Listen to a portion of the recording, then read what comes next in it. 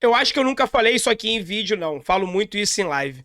Que 90% dos problemas da humanidade não são resolvidos por falta de comunicação. Como é importante você ouvir, você falar, se comunicar, porque aí a maioria das dúvidas são tiradas ali, os problemas são resolvidos. E foi isso que aconteceu ontem à noite na participação do Ganso no programa Boleiragem do Sport TV, tá? Ele falou sobre uma série de coisas, inclusive sobre a lesão dele, que até então vinha sendo divulgado como edema, e na verdade não é um edema, né? É uma fascite plantar, ou seja, tudo aquilo que eu venho falando, pessoal, edema é derramamento de líquido e sangue numa determinada região, né? Muito ocasionado, pode ser ocasionado por diversos motivos, mas principalmente por uma pancada ou por um trauma muito grande, mas dificilmente um edema tira um atleta de combate por 15 dias, que é o tempo que o Ganso vai ficar sem jogar. E, na verdade, não é edema, né? Ele tem uma inflamação na sola do pé, que é a fascite plantar. Tá legal? Isso ele falou ontem no programa Boleiragem, nos primeiros 10 segundos de programa. Então, o que eu vou fazer aqui nesse vídeo? Eu vou fazer um react dos principais assuntos que o Ganso tratou. Foi um programa de mais de 2 horas. Eu separei aqui um pouco mais de 20 minutos, tá? Pra poder reagir com vocês, dando todos os créditos aí ao Sport TV, ao programa Boleiragem, apresentado pelo Roger Flores. E eu acelerei um pouquinho, a velocidade está um pouco acelerada para tentar encurtar, porque, volto a dizer, eu tirei os principais trechos, mas o programa foi mais de 2 horas. Então aqui a gente vai reagir a uns 20 minutinhos, tá, de participação do Ganso. E também botei a nossa logo ali, preocupação com direitos autorais e tudo mais, mas estou deixando aqui os créditos ao Sport TV e ao programa Boleiragem, a apresentação do Roger Flores. Tá legal? Se você não me conhece, muito prazer, meu nome é André Luiz, aqui é o canal Sentimento Tricolor. Se você puder se inscrever no canal, deixar teu like, compartilhar, é muito importante. Tô deixando para você aqui no primeiro link da descrição o aplicativo OneFootball, tá? Notícias sobre futebol, tabela, classificação, melhores momentos, estatísticas e muito mais. Vai aqui no primeiro link da descrição ou no comentário fixado e baixe para você totalmente de graça, tá legal? Vamos lá, galera. Eu vou procurar interromper o menos possível. Prestem bastante atenção que tem muita coisa legal. O Ganso fala sobre a lesão dele, fala sobre o Diniz na seleção, fala sobre a comparação do Diniz com o Guardiola, implementação do dinizismo na seleção brasileira, expectativa de ser convocado para a seleção dele, Ganso, é grande. Ele fala sobre isso. Teve crise no Fluminense, teve treta, o elenco tá rachado mesmo. Vocês vão ver a reação do Ganso. E ele fala sobre a grama sintética. O que ele acha sobre a grama sintética no futebol brasileiro. Tudo isso e muito mais a partir de agora. Bora acompanhar. Como é que tá o pé? Tem semana de Fla-Flu, semana importante. O torcedor tá nessa expectativa de ter o seu grande maestro em campo. Tem notícia boa, não tem? Vai deixar suspense? Não, a notícia boa é que amanhã a gente volta a treinar, né? Se a gente tiver essa semana pra poder recuperar bem, né? Ficar 100%, porque realmente da forma que eu tava entrando em campo não tava fazendo bem não, nem pra mim, nem para o clube. Então espero que a semana eu possa treinar 100%, treinar tranquilo, sem dores, sem as dores no pé, pra poder fazer tá presente no clássico. É uma fascite plantar, né? É uma fascite plantar. A gente tava até conversando ali, perguntando se eu tive esse problema. Também passei 2 meses no Grêmio sofrendo muito com isso.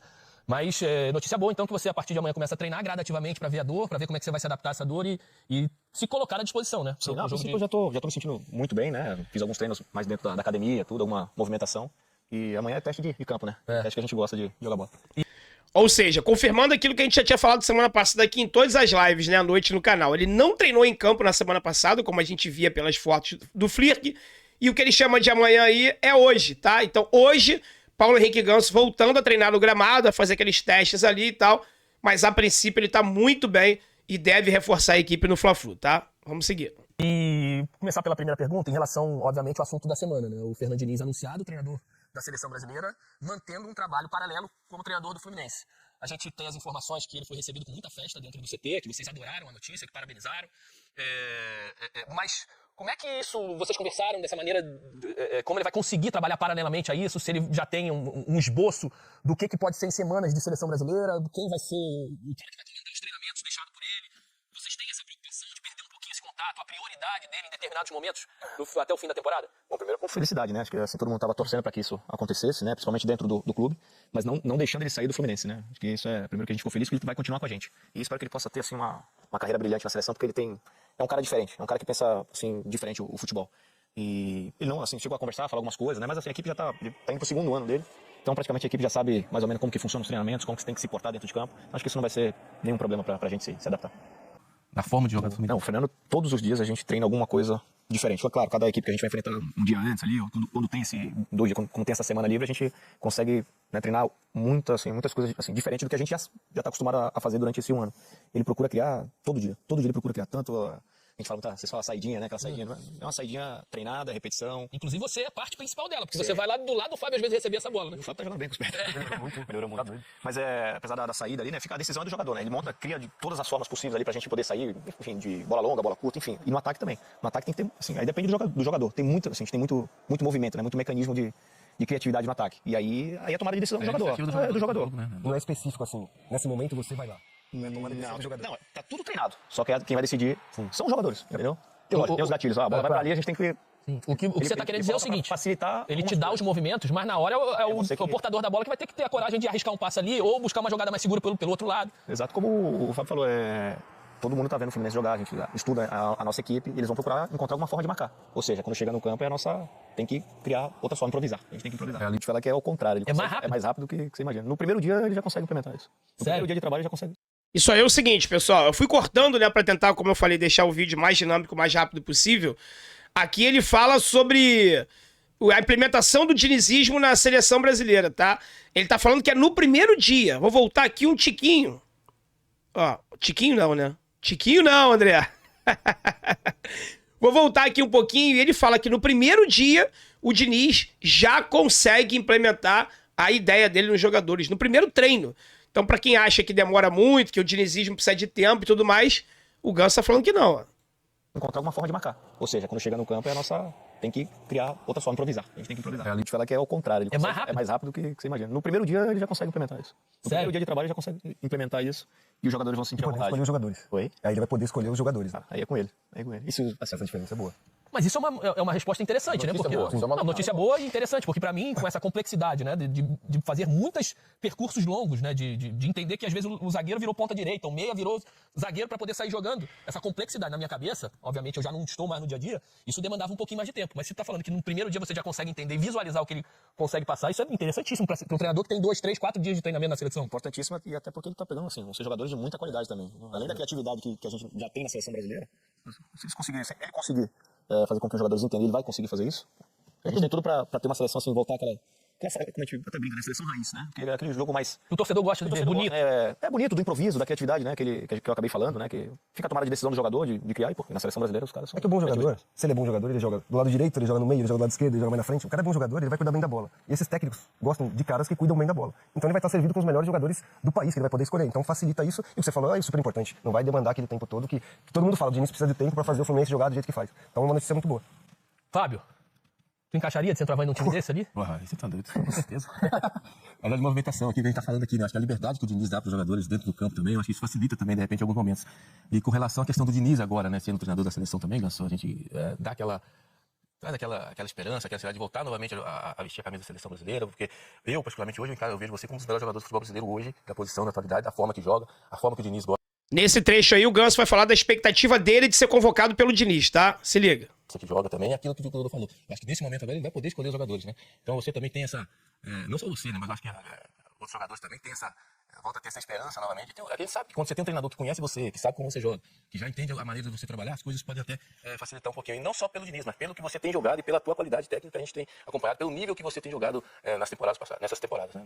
Sem dúvida, assim, a expectativa é grande. Óbvio, eu tô no dia a dia ali com ele, né? Já conheço ele ao longo do tempo, mas assim, vai ficar a critério dele, né? Ele é o treinador, não adianta a gente também chegar e forçar, você tem que me levar. Agora ele é minha vez. Dá pra jogar a letrinha, né? Dá pra jogar a letrinha, não? Eu te consagrei, agora é minha vez. Lógico. Você, há quanto tempo não vai na seleção? A tua última convocação faz quando? Foi em 2016, se não me engano, não foi, não? Foi na 2016 Copa América? Acho que foi Copa América depois. 2016, Copa América. Estão me ajudando aqui. Porque você era unanimidade pra ir em 2010 na Copa do Mundo.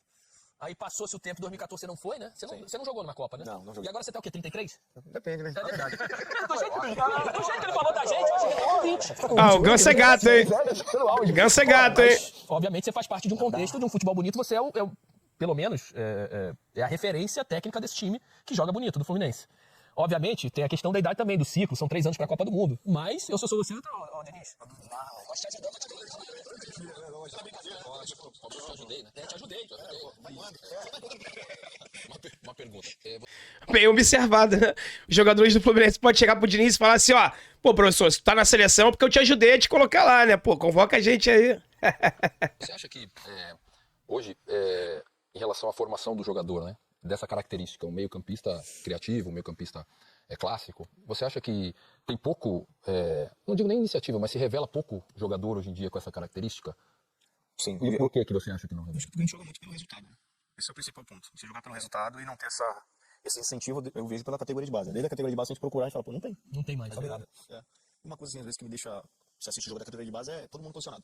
Muito tático, sabe? Não é aquele futebol brasileiro mesmo, sabe? Como a gente falou, de movimento criativo, improviso. Acho que fica uma coisa muito mecânica, sabe? Muito tática. Acho que a gente poderia melhorar um pouco isso, sabe? E por isso que Deixar os moleques brincarem, né? Jogarem a essência deles ali. E depois, obviamente, chegando mais perto do profissional, você posicionar e passar o entendimento tático pra molecada.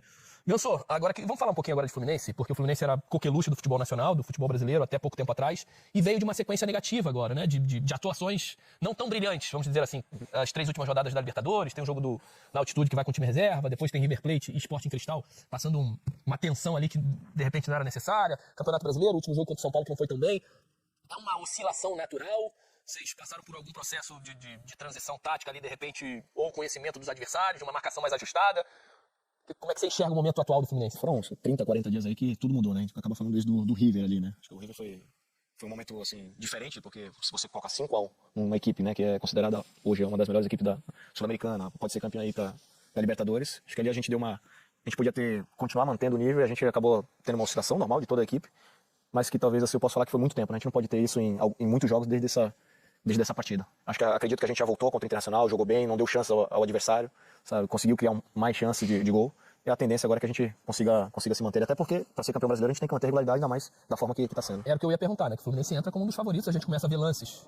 E os gols do Fluminense contra o Internacional, nesse primeiro gol do Cano, jogada do lado esquerdo do Lima, o Samuel Xavier pegou bem na bola. Ele vai falar que foi assistência, né? Ele falou? Deixa eu falar, não. Estou todo errado. Vamos ver o... Ei, Samuel, hein? Olha. E a bola vai onde, hein? Não, já fala. E o Lelê ali tentando sair, imagina se pega no Lelê e sai. E aí depois de uma jogada individual do Marcelo, né, que o torcedor do Inter até reclama de que não foi escanteio, mas escanteio, cobrado, essa é a bola mais perigosa de escanteio, né, sabe, no primeiro poste, o Martinelli vem lançado, é muito difícil pra defesa marcar, né, bela cobrança do Marcelo. Veio correndo sozinho. Segundo tempo não aconteceu muita coisa, o Inter mudou taticamente ali, o Fluminense deu uma administrada, terminou 2-0. Você acha que esse resultado é importante, até porque é véspera de Fla-Flu, e o Fluminense, volta a dizer, entra como um dos favoritos por tudo que fez nessa primeira parte de temporada. O Flamengo já é o segundo colocado, e o Fluminense quarto, os dois entre os 4 primeiros. Já dá uma confiança nova para poder... Até porque perde a classificação pro Flamengo na Copa do Brasil, né? E é também uma das cobranças da torcida. Tua volta, esse jogo... Já tô dando a tua volta. Calma. Esses jogos são elementos suficientes pra gente acreditar que o Fluminense pode voltar a jogar já nessa partida um futebol como vinha jogando? Se a gente tiver um confronto direto de quem tá na parte de cima da tabela, né? Acho que e lembrar que o Inter tava, se não me engano, há 10 jogos sem perder. Sim, e mesmo a pontuação. Tudo. Acho que, cara, é difícil a gente falar... Mas dá uma tranquilidade, entendeu? Dá uma tranquilidade, uma confiança a mais, porque... E uma pressão também, né? A pressão menor vai. Se tratando de clássico, sempre tem pressão. Mas de voltar a vencer e a gente tentar manter a regularidade ali na ponta da tabela. Essa é a pressão maior, da gente não deixar a equipe de cima se distanciar. Uma questão de um relacionamento não tão legal do Marcelo, que ele não falava muito com o outro. Harmonioso. Aí vai falar sobre a suposta crise, né? Tinha clima ruim no Fluminense, Marcelo? Olha a risada de deboche do Ganso. Vamos ver ele falar sobre isso. Que você falar sobre isso também, né? Ou desmentisse, obviamente. A gente entende muito sobre isso, né?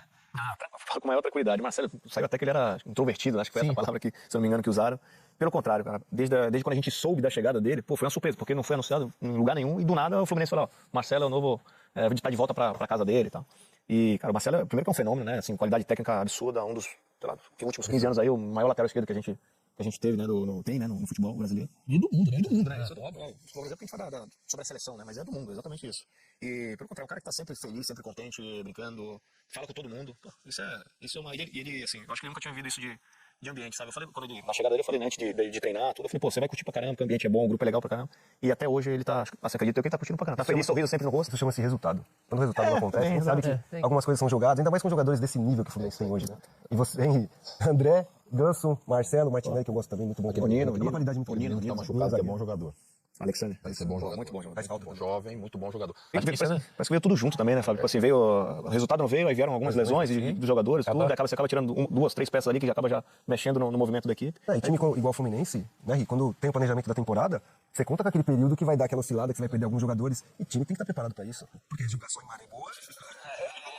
Mas esse momento de turbulência, os times mais fortes, mais preparados, eles passam por esse momento e dão a volta por cima. O Ganso falou de algumas lesões. O que tá acontecendo com os canhotos? Pô, nem Todo fala. mundo que é canhoto tá machucando. Tá machucando. É Jorge, é Diogo, é Marcelo, é Alexander, você. Não, mas eu já tô de volta. Então, mas você tá voltando. Mas o que tá acontecendo ali? Meu Eu já tô de volta, já tô de volta.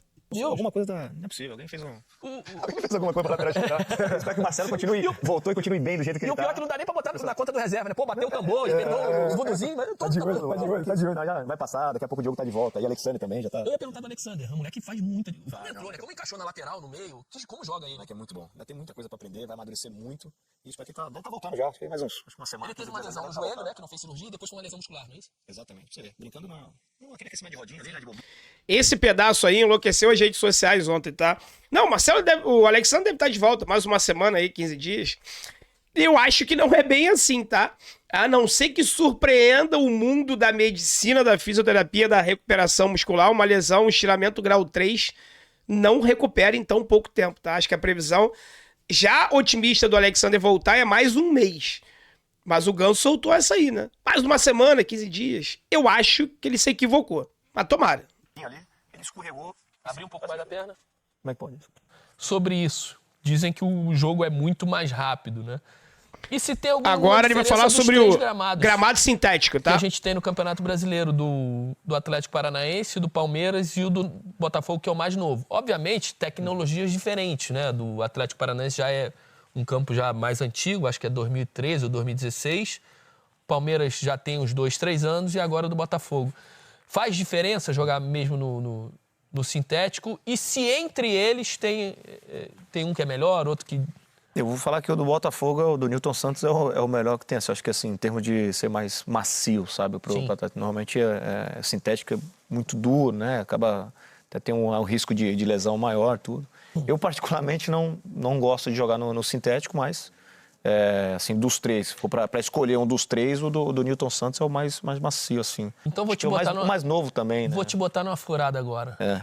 Você falou que prefere, obviamente, eu acho que todos aqui concordam com você que a grama natural, em boas condições, é o melhor que tem. Mas hoje, Maracanã do jeito que tá, Mineirão do jeito que tá, e um campo que o Botafogo tem, o que é melhor? Não, obviamente, Sim. Jogar no Sim, Newton Santos ou no Maracanã. lógico. Tô falando se... Em termos de gramado, Sim. não, a gente quer jogar no melhor gramado possível, né? Se fosse assim, como se fosse vou até citar o Beira-Rio aqui, o Beira-Rio é Espetacular. espetacular, o tapete, Morumbi é sacanagem. Serrinha, né? O da Serrinha é um espetáculo. O Bragantino tá bom. Do Bragantino também é muito bom. Cara, assim, se for pra escolher jogar de uma forma como tá, assim... É que eu não gosto do sintético, Se for pra escolher, o gramado tem que ser bom. O gramado tem que ser melhor gramado. Mas bom, então, tem pra que ser você, bom. faz diferença. O Botafogo tem aproveitado essa vantagem de jogar nesse gramado novo deles, apesar de ser muito bom, eles têm esse conhecimento de estar mais acostumado. Um jogo mais rápido, né? Sim. Mas eles estão acostumados. Mas independente disso, né? Eles estão ganhando em casa, estão ganhando ganhando fora. fora também. Entendeu? Então não dá pra... Tô ganhando no sintético, na grama normal. sem independente. grama, na Exato. terra, onde tiver. E aí eu encerro aqui, né? Porque o Roger tentou tirar dele ali e falar que ele prefere a grama sintética do que o gramado ruim do Maracanã. Ele. É porque eu não gosto de grama sintética. Já tinha falado aqui pra vocês, né? Que os jogadores detestam jogar no gramado sintético. Aumenta o índice de lesão, é duro. Na Holanda proibiram, tá? Até 2025 pode usar, a partir de 2025 é proibido gramado artificial lá na Holanda, tá? Mas já estamos aqui com quase 19 minutos de vídeo, então para não estender mais ainda, queria agradecer você que chegou até aqui. Curtiu esse formato? Curtiu o React? Se você gostou, deixa aqui nos comentários para que a gente possa fazer mais conteúdos como esse aqui no canal, tá legal? Fiquem com Deus, galera. Forte abraço, saudações tricolores. Tamo junto.